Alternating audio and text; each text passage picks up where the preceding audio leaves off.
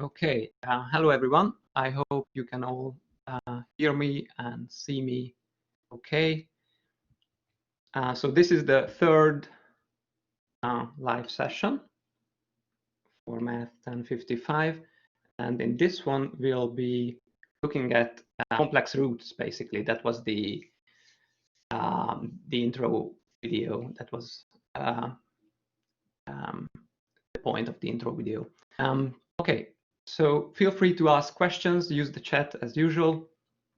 We'll go through hopefully 5 or 6 of these problems on item pool. That's what I had planned for the session. So feel free to use the chat. I've seen someone putting up their hand. So there is that option. Okay, so unfortunately, I don't think you can use your mics.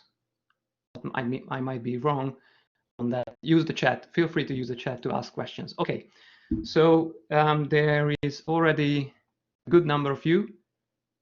So I would suggest we just go and look at the first problem.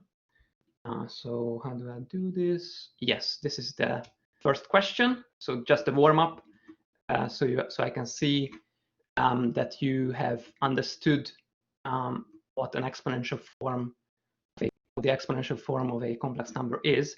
So as usual, go to this website, itempool.com/math1055/live, where you can input your answers. Thank you for putting in the link. Yes, so please use that link in the chat that appeared in the chat to answer the following question. So the question is, what is the exponential form of the cube of a complex number? So the number that we have to look at is √2 plus I times √2 cubed, so to the third power. Okay, and you have four options. The first option is 2 times e to the pi over 4. The second option is 4 times e to the 3 pi over 4 times I. And then for the third option, you have 8 times e to the I times 3 pi over 4. And for the last option, you have 8 times e to the minus I times pi over 4. Okay? So all you have to remember is this Euler's formula, which says that e to the I phi, with phi being some real number, some angle, that's the same thing as the cosine of phi plus I times sine of phi. So that's a complex number with unit length. Okay. So the modulus for that kind of number with e to the I phi is with phi being real is of unit length. So those options that you have each have length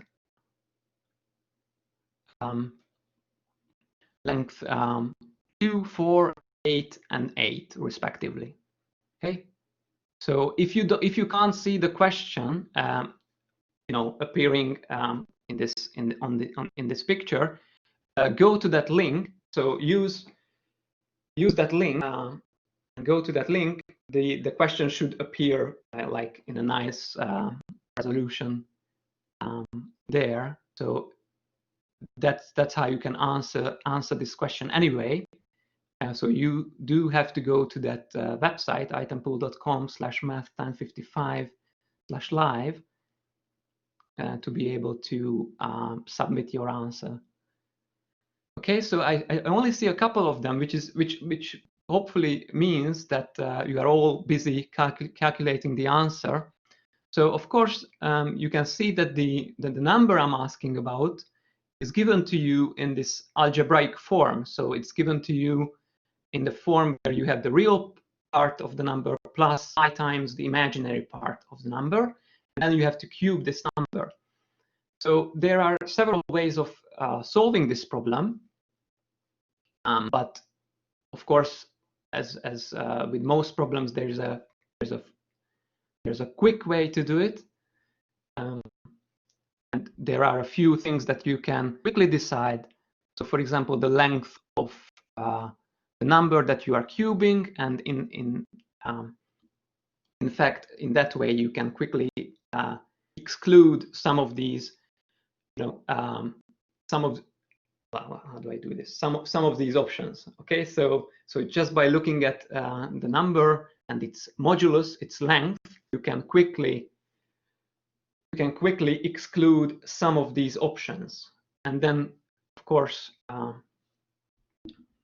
you still have some work to do. So I see there is 38 people voting for the same thing, so there's a reasonable majority, and then there are votes for those other options as well.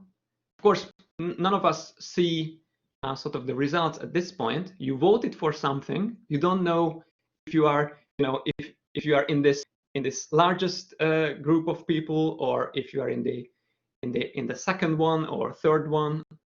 fourth one.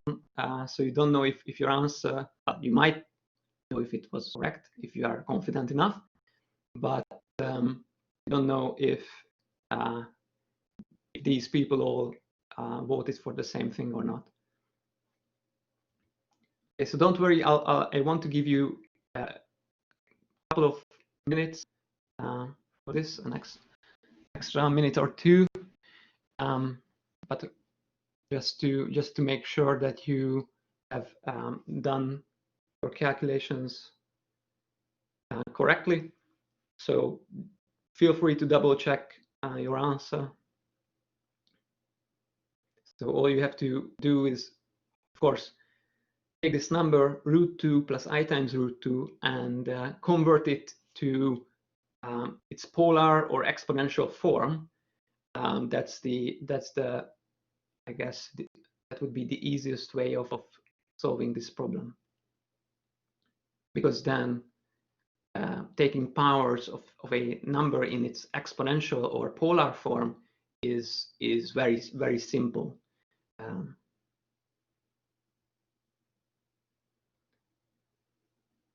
Okay, so something like 80 to 90 people have voted, which is good. There is 134 of you.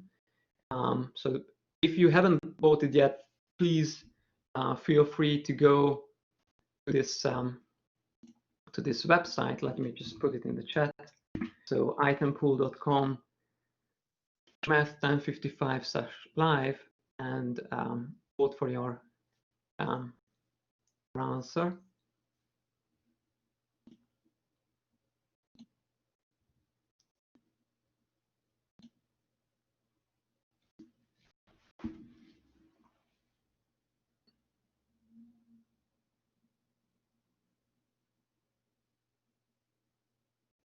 Okay, so just I would suggest you submit your answers now, because I'm going to close the poll and reveal the answers. Okay, I'm going to do it. Okay, last second. So yes, so most of you got it right, which is good. The answer was option 3, or C, 8 times e to the I times 3 pi over 4. And maybe I can quickly convince you that this was in case the correct answer. So let me just switch to this notepad view and quickly derive or solve this problem. So we had √2 plus I times √2 cubed. Okay, so all you have to notice is just this number has equal real parts and imaginary parts, and they are both positive, which means that the number itself, if you look at the number in the complex plane, it sits along this line, right? Because these are the numbers at sort of 45 degrees or pi over 4 radians to the positive real axis. These are the numbers which have positive real and imaginary parts, and real and imaginary parts that are equal. So halfway in between the imaginary and real axes. And this number, which is the number we are taking the cube of, has the modulus. So let me call that number z. So we are taking the cube of z. So the modulus of z, as you all know, is taking the square root of the squared sum of the real and imaginary parts. So we are taking the squares of the real and imaginary parts, and we are adding them. Then we are taking the square root. Okay, so basically what you have here is 2 plus 2 under the square root. That's just √4. And we are looking for a non-negative number. So we are talking about the length of a number here. So that should be plus 2 in this case, √4. So that's 2 units of distance away from the origin along this line. So here I have, let's say this is 1 unit of distance away. That's 2 units of distance. And then I just have to, again, draw this circular arc, and that's where Z is at that point, okay? And when you take the cube of such a number, so I can already also give you the argument of Z. Just by looking at the algebraic form, we already figured this out, that it's pi over 4, 45 degrees. So basically, we can immediately convert this algebraic, this number in its algebraic form into its polar form, because its length is 2 and its argument is pi over 4. So E times e to the I pi over 4. We are taking the cube of this number, and taking the cube of a number when it's given in its exponential form is very simple. It's just the Moir's theorem. You have to take the cube of the modulus, so that's 2 cubed, that's 8, and we have to triple the angle, because taking the power, the nth power of a complex number is going to multiply the angle, the argument, by n, in this case by 3. So that's e to the I times 3 pi over 4. Okay, so if I go back to the poll, you can see now that it was indeed option C, which was 8 times e to the I times 3 pi over 4. So the angle got tripled. So from 45 degrees, you got triple that. It's 135 degrees, or 3 pi over 4. Okay. Now let's.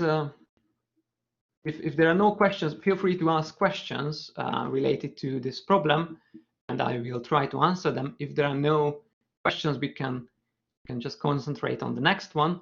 So the next problem, next task is to choose the number with the largest real part. Okay, so that's so if you go back to the website itempool.com/math1055/live, you can choose. So look at these numbers. Which way is it? That's way. I always got it wrong. So you look at these numbers and pick the one with the largest real part. Okay, so these numbers are given in their exponential forms. You see 4 numbers. Let me read the numbers. So the first option is e to the I times pi over 6. The second option is e to the 0.5 times I. So it's a strange way of writing the argument. The third option is e to the negative I times pi over 4. And the last option is e to the 2I. So these are your options. And I want you to pick the number which has the largest real part. The first one is e to the I times pi over 6. I know it's hard to read, but if you go to the website, it should be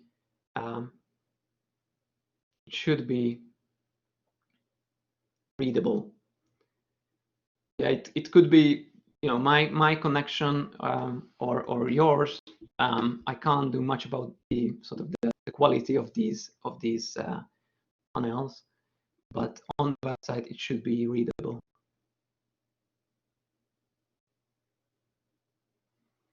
Okay, so again, I see the answers coming in. Of course, I don't know what the majority of people is voting for. So, but let me just tell you that again, we have 4 complex numbers written in their exponential forms, and if you look at these numbers carefully, you can see that they are all of unit length or unit modulus. Okay, so the lengths of these numbers it's all the same. It's 1 unit, but the arguments, the angles that these numbers make with the positive real axis is different for each number, and that might give you a hint as to which number has the largest real part.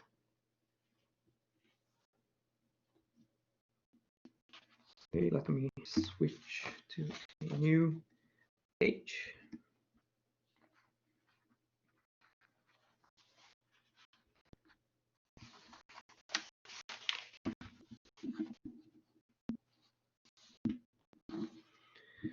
Okay, so I see something like, what is it, 80 to 90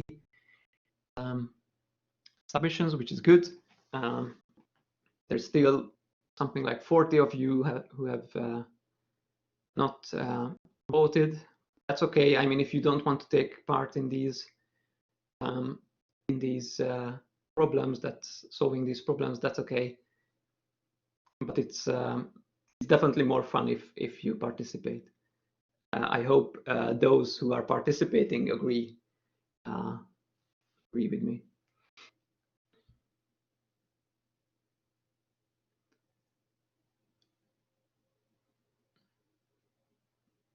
Okay, so all you have to remember for this, to be able to solve this problem, is how you measure the angle of a complex number, and how that translates into basically measuring the real part, or picking up the real part of a number.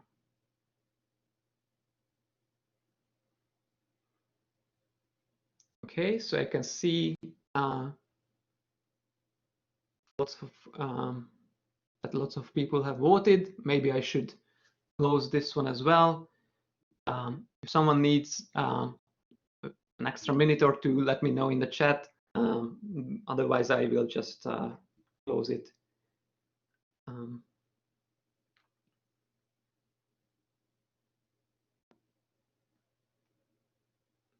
Okay, I think most of you who wanted to vote have done so. So let me reveal the answer. So it was option B, the second option, e to the half I, or 0.5 I. Let me just quickly try to show you why it was the number with the largest real part. So if I go again to my complex plane here, so there it is. So all you have to remember is how you measure the angle of a complex number. Okay, so let me just pick a random number here. So this is my randomly chosen complex number. So you remember that the distance from the origin to that point, which represents the number, is the modulus, and that angle there is the argument. So if I denote this by phi and the distance by r, this number is r times e to the I phi. Okay, so that's all you needed to know, really, because and of course that the real part is basically the horizontal component or coordinate of such a number, and this is r times the cosine of phi. Okay, so and this appears in the polar form of these complex numbers. So if you knew this, then you quickly, let me switch to the solution, quickly could convince yourselves that here are the four numbers that we had for options. Now here is e to the I times pi over 6. So that angle there is it's 30 degrees. It's pi over 6 radians. Pi over 6. So 30 degrees. And the point was to notice that if you have pi over 6 radians, so pi is greater than 3. So if you divide that by 6, you get something that's greater than 0.5, which means that the angle of that vector with pi over 6 is greater. The argument is greater than for this other number, e to the 0.5i. Only slightly, but this number, I don't know if you can see it. Let me just try to zoom in. So only slightly you have these two dashed lines for the real part, for the real components, basically, coming down vertically. And only slightly, but 0.5 radians is less than pi over 6 radians, which means that e to the 0.5i is kind of closer. It makes a smaller angle with the positive real axis, which means that if you drop it to the real axis, drop the sort of endpoint of that vector, you get closer to 1. You get basically a larger number. And I don't have to, hopefully I don't have to tell you that these other options were really far from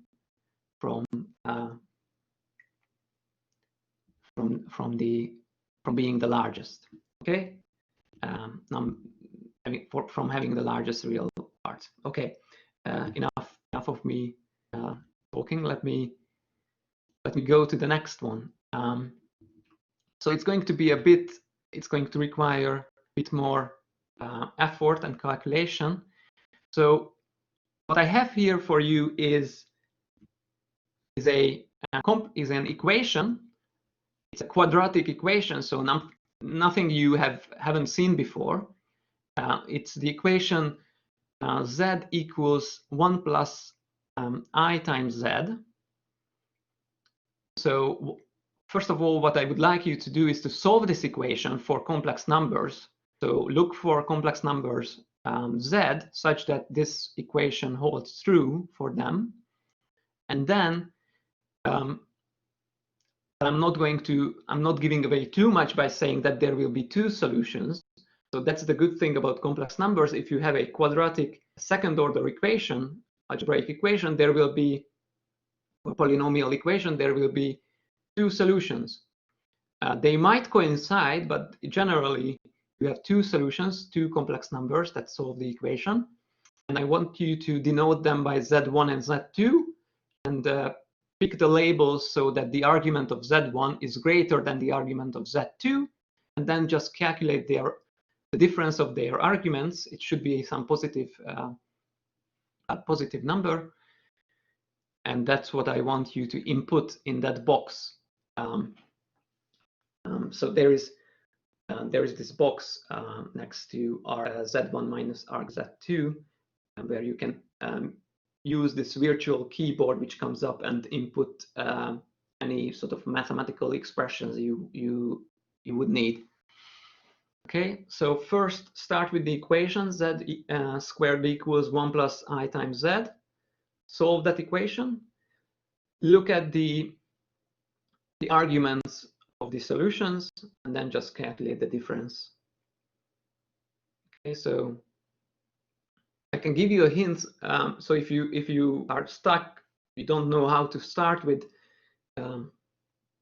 this equation, it's just a quadratic equation. So just like with real numbers, you could use the quadratic formula. That's still true. You can still do that.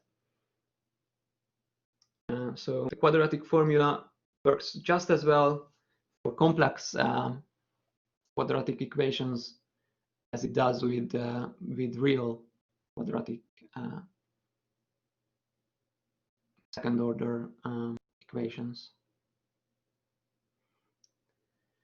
So it takes a bit more time. So I'll also take the time to prepare here. I'll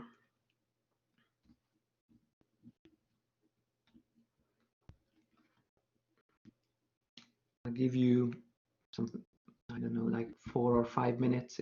It does take some time to go through the solution.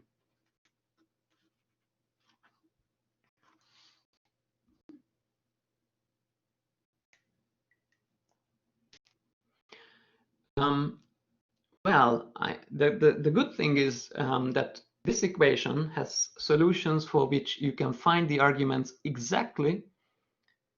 So, and you can find the arguments, the difference of their arguments as an exact answer. You don't have to go to decimal expressions or numbers. You can input your answer as an exact number without any approximation.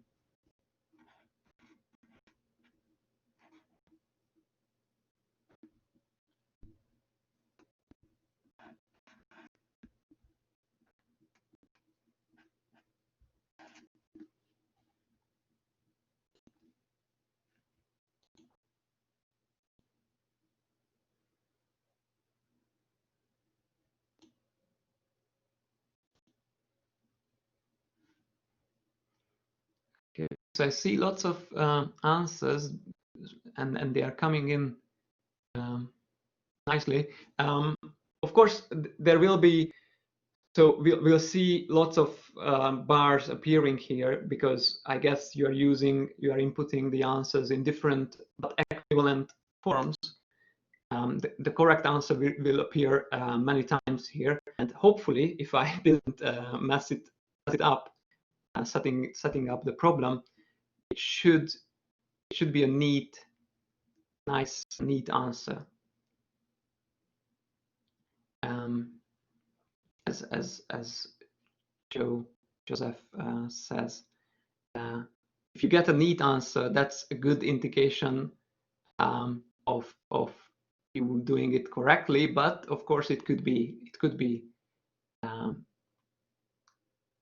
still be wrong. We'll see. So I set it up the problem so it accepts the correct answer in equivalent forms and will recognize it being correct.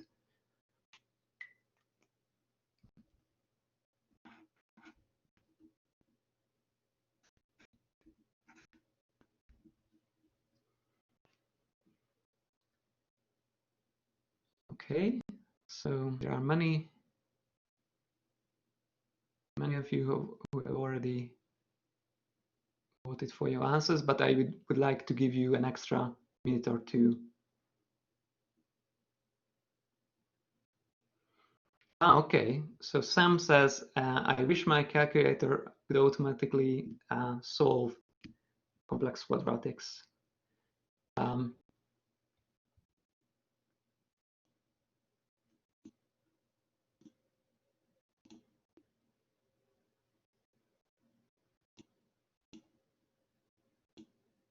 Yeah, that would be great, wouldn't it?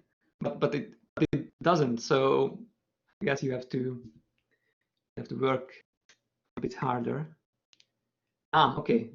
Some people have fancier calculators which solve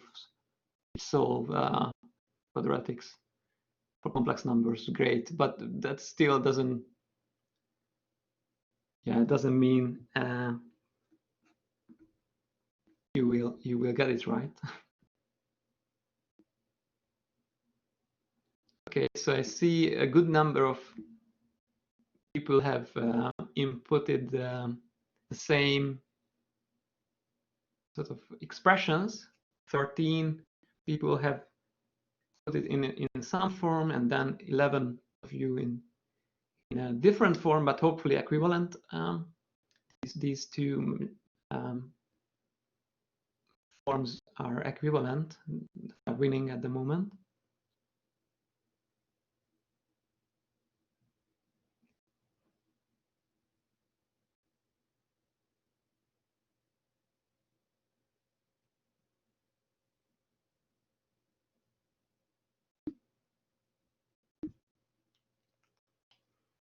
Okay, so I guess what I could do is I could start solving the problem and then close the vote as we progress. So let me try to do that. I mean, we are experimenting with all of this technology here, so I might as well try to do something like this. You can still go back to the website Let me try to put it in the chat. You can still look at the question there and solve the problem. So here is the equation we had to solve. Z squared was equal to 1 plus I times Z. So I just brought everything to one side. We have Z squared minus I times Z minus 1 equals 0. And I started writing out the quadratic formula. So it starts with minus the linear coefficient. So that's minus I. So that's plus I. Then plus or minus, we'll have the square root of the linear coefficient squared. So let me write minus I squared minus 4 times the product of the linear of the second order coefficient, which is just 1, times the constant coefficient. So that's just 4 times 1 times -1, and all of it is divided by twice the quadratic coefficient. So that's just 2. So what we have here is negative I squared. That gives us -1, just like I squared. And then we have plus 4. Okay, so we have -1 plus 4. So that gives us 3 under the square root. This is divided by 2. Okay, so these are the two solutions. So if you got to this point, that's already good. You have the two solutions. Let me write it again as we are used to it. It's plus or minus √3 over 2. So that can be that these are the real parts of the two solutions, and then plus I over 2. Okay.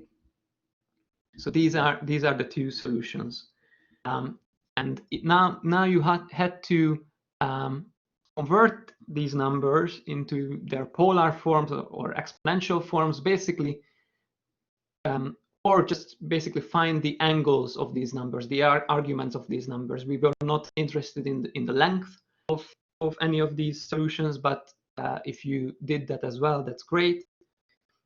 Of course, some of you hopefully recognized right away that these are complex numbers of unit length, because this is basically 1/2 is just the sine of 30 degrees. So that's pi over 6 radians, or it could be also the sine of 150 degrees, right? So there are two angles for which you get a half when you take the sine of these angles. And actually that is how you obtain these real parts. So let me go back now and close the poll, because I see there are many inputs. Let me finish and reveal. It goes through. So I think so the correct answer is 2 pi over 3. Let's see what kind of answers we got. So we got pi over 3 and lots of, and actually pi over 3 was the most common answer. So unless I did something wrong, it should be 2 pi over 3. But let's look at the. Okay, so I don't see very many equivalent answers, but they might be further down the list. The 2 pi over 3 is the answer I would agree with. Let me switch to my notebook, and let's try to come up with or figure out this together. So what I'm saying is that the number with the bigger angle is actually, so Z1 would be minus √3 over 2 plus I over 2, and Z2 would be plus √3 over 2 plus I over 2. Okay, and what I'm claiming is that this number has an argument of 150 degrees, So that's 5 pi over 6. And this number has an argument that's pi over 6, 30 degrees. And the difference is of 150 and 30 degrees is 120 degrees, which is 2 pi over 3 radians. Okay, so let me just quickly switch to, well, get a complex plane ready. So here's my complex plane. So what I'm claiming is that these two numbers are of unit length. They sit on the unit circle in the complex plane.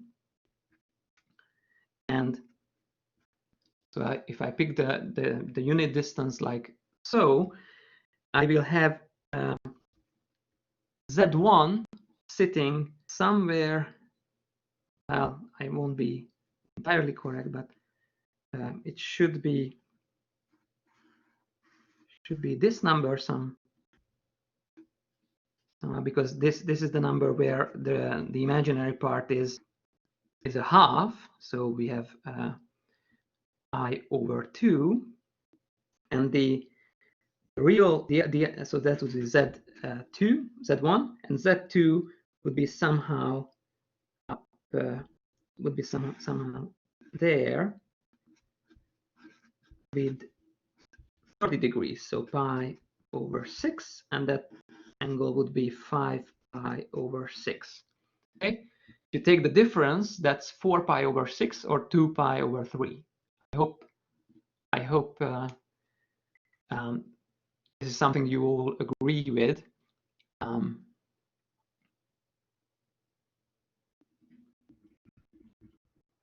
The difference between these two vectors, these two angles, is basically 2 pi over 3, so 120 degrees. Okay, so I hope everyone agrees with solution. So I don't know how pi over 3 appeared. Maybe if you voted or inputted pi over 3, you could share your reasoning with us in the chat.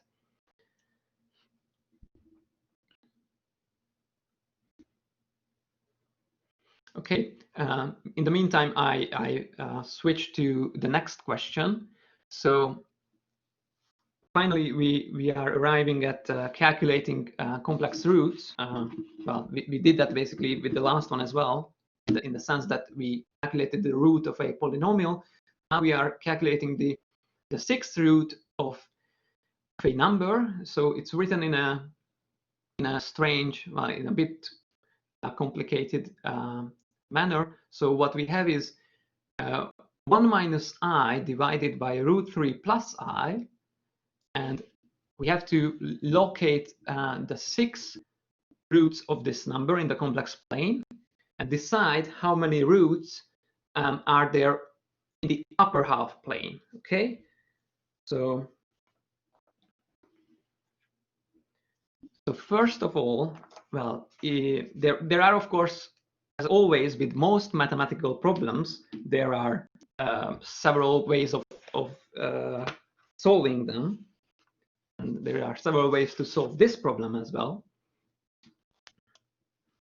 And some of these ways could be tedious and could involve tedious work. And there could be also very clever solutions. I will try to show you at least 2 ways of solving this problem. So in the meantime, if you have figured out the answer, you can go to the usual website. Let me put it in the chat again. So you can go to this website, itempool.com/math1055/live, and use so basically use this box to input. So there's a box. How many roots are in the upper half plane is the question. We are calculating 6 roots of a number, which means that we are going to get 6 numbers. You should get 6 numbers for as an answer, but at least when you calculate the 6 roots of a non-zero complex number, you should get 6 numbers as a result. And you know, of course, the upper half plane consists of the numbers which have positive imaginary parts. So just once you have located those 6 numbers, you should be able to count how many of them are there in the upper half plane above the real axis. Okay, I already see 4 people have voted. Feel free to go through the calculation. So that's what I'll do as well.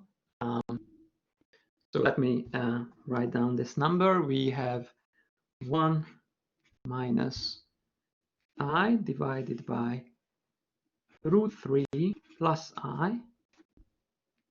And we have to take the 6 root of this number. Okay.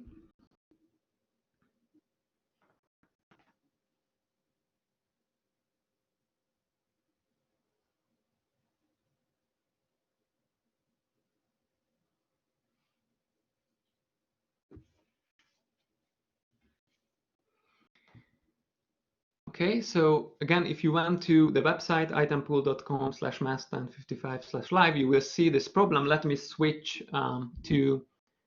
because we don't have too much time, let me switch to the notepad. So here is the number. 1 minus I divided by root 3 plus I. And we have to take the 6th root of this number. What I would start with, first of all, is well, if I want to go the long way solving this problem, if I want to do it very precisely, what I would do is I would write each of these numbers in the numerator and denominator in their exponential forms. So the first number in the numerator is 1 minus I. So you can already guess that in the complex plane, 1 minus I, if let's say here is the unit for my plane, unit distance. So 1 minus I would sit over there. And of course, by the sort of using Pythagoras, you can quickly see that this is root 2 of a distance away from the origin. And that angle is minus pi over 4. Okay, so quite quickly, again, just show you. So this is 1 minus I, that number. So quite quickly, we can arrive at root 2 times e to the minus I pi over 4 for the number in the numerator. And for the number in the denominator, we have root 3 plus I. So root 3 is 1.73 sort of. So that's 1, that's 2 units of distance away. And we have plus 1I. So it sits somewhere over there. So root 3 plus I sits somewhere over there. And again, you can quickly calculate that the length, the modulus of this number is 2, and the argument, the angle is 30 degrees, pi over 6 radians. So the length is 2, and the angle is pi over 6. So we have twice e to the I times pi over 6. Okay. So taking the ratio of these two numbers under the 6th root is very easy. You just divide one modulus by the other. So you get 1 over, you can simplify it by root 2. So you get 1 over root 2. And when you divide these two exponentials, you just take the difference of the the angles. So all you have to do is calculate the difference of minus pi over 4 and pi over 6. So if you do that, you have to calculate this difference. So you will get, of course, 24. Well, 12 is already a good common denominator. So you would have 12, and then you would have 3 minus 3 pi over 12 minus 2 pi over 12. So that's in total is minus 5 pi over 12. Okay, so the angle is for this ratio is minus 5 pi over 12. So what we have here in the exponential is minus I times 5 pi over 12. And then you have to take the 6th roots of this number. You have to calculate the 6 roots of this number. Here you have the modulus, 1 over root 2. If you take the 6th root of that number, so let me call this number under the square root, under the 6th root w. So if the length of w is 1 over root 2, then the 6th root of w should have a length which is the 6th of that of the length of w. Okay, so we'll get 6 roots. And in general, so let me just give you the general formula. What we have here is the 6th root of the length of w, and then what we have is I times the argument of w divided by 6 plus k times 2 pi over 6. K going from 1 to 6 or 0 to 5, however you would like to count these. Okay, so the argument of w is 2 pi over that is 5 pi over 12. So what we have here, let me just renumber these roots because that's not how we did it. So the 0th root or the first root z naught is 1 over the 12th root of 2 times e to the, well, we have to divide the argument of w. This is the argument of w, minus 5 pi over 12. We have to divide it by 6. So we get minus I times 5 pi over 12 divided by 6. So that's minus 5 pi over 72. So that's one of the 6 roots. And then all we have to do is we take this angle, minus 5 pi over 72, and add to that angle multiples of 2 pi over 6, so multiples of pi over 3, basically. And then we make sure that the angle stays between minus pi and pi. So let me see. Okay, so there are the results. Not many people have voted, so please do vote. Before I close it, I'm going to close it in a few seconds. So how many roots will be in the upper half plane is the question. But you can already see what we have here is we have these 6 roots. We have the first one. We have found at least one of them. And what we'll need to do with the argument is we are adding multiples of 2 pi over 6, multiples of pi over 3. Pi over 3 radians is 60 degrees. So what we are doing is we are taking one of these 6 roots and rotating it by 60 degrees 5 times. That's 6 copies in total. So let me reveal the answer. Okay, so you most of you guessed it right, okay, that there will be 3 numbers in the upper half plane. And even if you couldn't calculate all of these 6 roots, I can give you a very quick explanation as to why we have three numbers, 6 roots in the upper half plane. So here's my very fancy solution to the thing again. So this high-tech solution is showing you 6 numbers in the complex plane which all have the same length, and they all have 60 degrees between them. So this is the rotation by pi over 3, or adding multiples of pi over 3 to the argument of a number. This is what it gives you, basically the vertices of a regular hexagon. And unless you have this very special case when the 6th root of this original number is real, or maybe it could be imaginary. But unless you have this case, you will always have some version of this where this hexagon is rotated around about the origin. And however I do that, I immediately will get 3 vertices in the upper half plane and 3 in the lower plane.